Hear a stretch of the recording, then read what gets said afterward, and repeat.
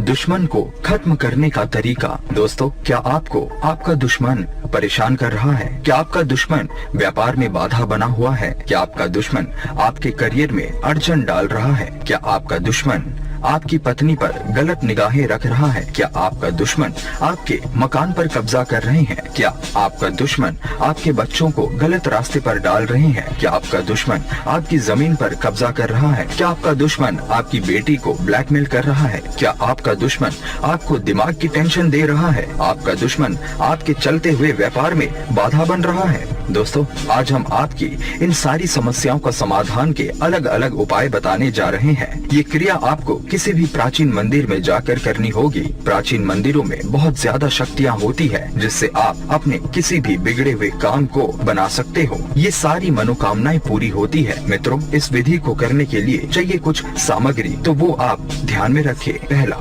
चावल। दूसरा, उड़द की दाल। तीसरा, मूंग की दाल। चौथा, काले चने। पांचवा, पीली सरसों। और छठा, हल्दी। चलिए दोस्तों, अब जानते हैं इस विधि को करने के तरीके के बारे में। सबसे पहले आपको इन सातों चीजों को पीले रंग के कपड़े में अलग अलग करके 7 गांठ बना ले। इस विधि को आपको शुक्रवार की शाम सूर्य अस्त होने के बाद करनी है। नदी के किनारे बैठकर सारी सामग्री को अपने सामने रखकर अपने शत्रु का ध्यान करते हुए महामृत्युंजय का जाप करें और फिर 7 कांटों को एक एक करके दुश्मन का नाम लेते हुए दाएं हाथ से प्रवाह करें। दोस्तों, अब हम आपको बताते हैं इस विधि को करते वक्त किन किन सावधानियों को बरतनी है। पहला, आपको शुक्रवार के दिन सूर्य अस्त होने के बाद ही इस विधि को करना है। दूसरा, इस सामग्री की गांठ बनाने के लिए पीले रंग के कपड़े का ही इस्तेमाल करें। तीसरा, ये सारी सामग्री 250 ग्राम ही लेनी है। चौथा, जिस दिन आप ये विधि करोगे